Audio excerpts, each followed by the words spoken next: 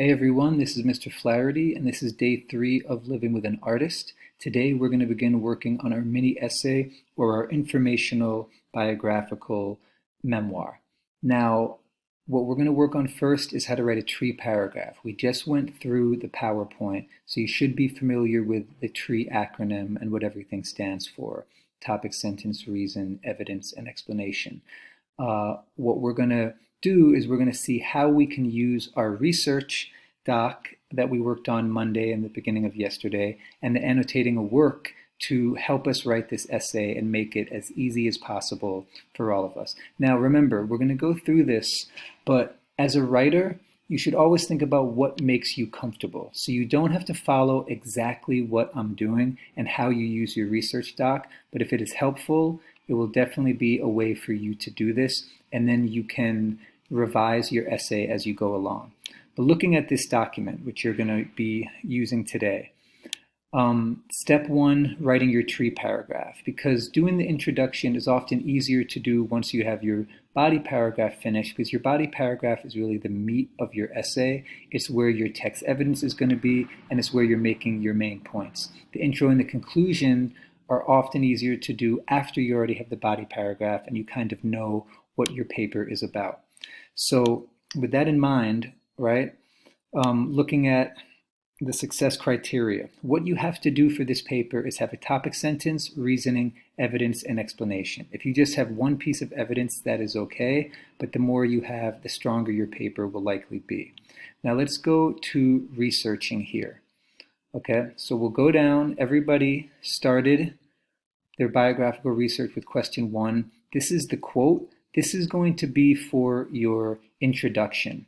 So for your body paragraph, it's best to start with something from question 2. How did the person first become involved in their art form? Or maybe 3 if you want to. But when I did this, I started with 2. And I took the information that I got, I put it in my own words, and I came up with this line: Bob Dylan burst onto the music scene in 1963 when at the age of 21 he wrote the iconic protest song Blowing in the Wind. This is my claim. It's my topic sentence. So I'm going to copy it, and I'm going to go back to the document for my TREE paragraph, and I'm going to paste that here, right? And this is my topic sentence for my TREE paragraph. And then if you notice, I'm also using this line: the famous question that opened the song resonated in the minds of millions of people in America and around the world. This is reasoning behind my first sentence. So this is my second sentence. It's a little bit of background information, and I'm going to put that in the box for my reasoning here. Okay? So now, just in that little bit of using my research doc, I have the first couple of sentences for my mini essay. Now we're getting to evidence, and this is where I'm going to want to use my annotating a work of living art. Now my reasoning sentence, I talked about the famous question that opened the song. That is this one here, the first line of my poem that I chose to annotate. So, how many roads must a man walk down before you call him a man? I'm going to copy and paste this, and I'm going to go back to the document, and I'm going to put that as my first piece of evidence. Okay, and what I'm going to do, the way it comes up like this, when you are writing an essay, it's not the same as poetry where it's in lines. So I'm going to put these lines next to each other, but here's something interesting with poetry. Whenever there's a line end and you want to show that, you use the dash mark here. Okay, and another thing you do, because this is my evidence, I'm going to put it in quotations, because I am quoting Dylan himself. These are not my words. These are the words of a writer. So I'm putting that. So the 2 steps for doing poetry in particular, you don't have to do this with your art evidence or with your speech evidence. But if you are doing a song or a poem, you will want to use the dash. And everybody should have the quotes, although with the visuals, it is a little different with your evidence. Your evidence is going to be discussing the painting that you're talking about very specifically. Okay, so I have my evidence. Now I'm going to get my explanation of my evidence from the bubble. And it could be from the comments, like we talked about on Tuesday, using this.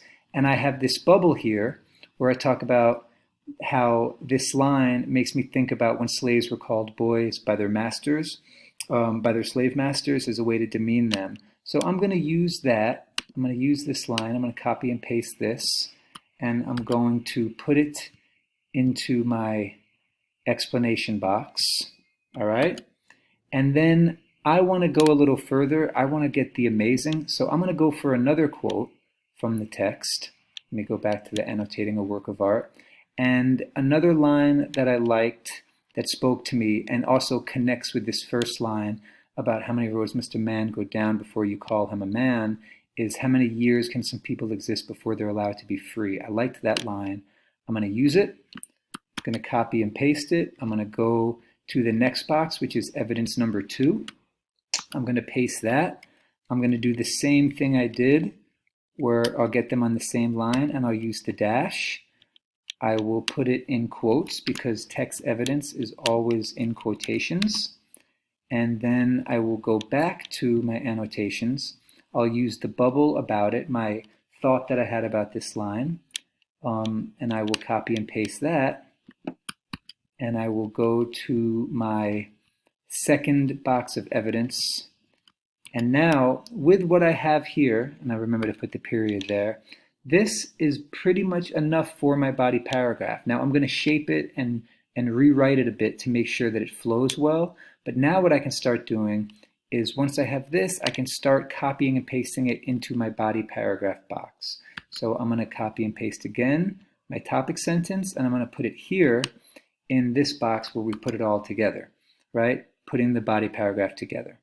So I'm going to go and get my reason here. I'm going to copy and paste. I'm going to come down here and I'm going to put it by the R. All right, then I'm going to get my first piece of evidence and I'm going to copy and paste that.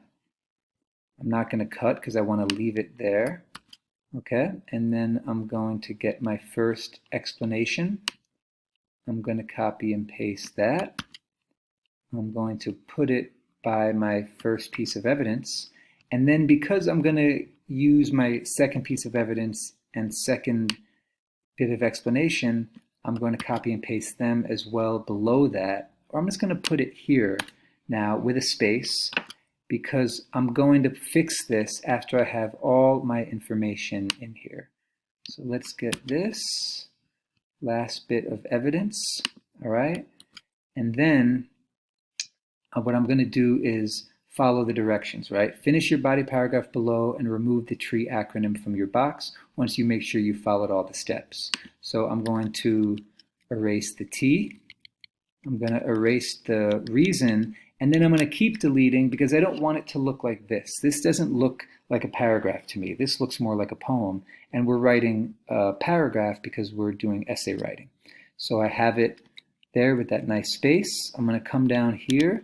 I'm going to erase the E. I'm going to hit space again. I'm going to come down here and I'm going to erase the last E and I'm going to hit space. Okay, now it still looks messy to me. So what I'm going to do is I'm going to highlight it and I'm going to get everything in the same font. I'm a big fan of Garamond, but some people prefer the Sans. So Verdana or Montserrat or Arial over there, and I'm going to get everything the same size. Go with 12, and also I want a little space between them, so maybe I'll go 1.5. There we go, and I'll be sure to hit tab so I have it. For the indentation in here you can't just hit tab, so I'll hit the space bar 5 times. 1, 2, 3, 4, 5. This is my first draft. Now I'm going to read it over and then I'm going to think about how I can improve it. Bob Dylan burst onto the music scene in 1963 when at the age of 21 he wrote the iconic protest song Blowing in the Wind. The famous question that opened the song resonated in the minds of millions of people in America and around the world. How many roads must a man go down before you call him a man? This makes me think of, I don't really love that. So I'm going to take that out because I don't want to necessarily refer to myself. And I'm going to think about what else I can say to make this line work. Okay? When I say of when slaves were called boys, I could say something like Dylan is referring to a time when, Now, when slaves were called boy, and I'll put that in quotations, by their slave masters as a way to demean them. I'm still kind of missing something here, so I'll want to go a little further and elaborate with the line, but still I have the start of a good paragraph. I have my next piece of evidence, how many years do some people exist before they're allowed to be free? And then my next piece of evidence, even though slavery was illegal, black people in America were still not given equal rights in the southern states. So I know I probably have one more sentence to add in here, and I know that my teacher is going to give me feedback that's going to help me with the writing. So as long as you get this far in the stage, you should be good to be able to submit today, and your literacy teachers, Ms. Iris and myself, will be able to help you turn this first draft into a really strong second draft. And then after the brain break, we're going to come back and we're going to talk about writing introductions and conclusions.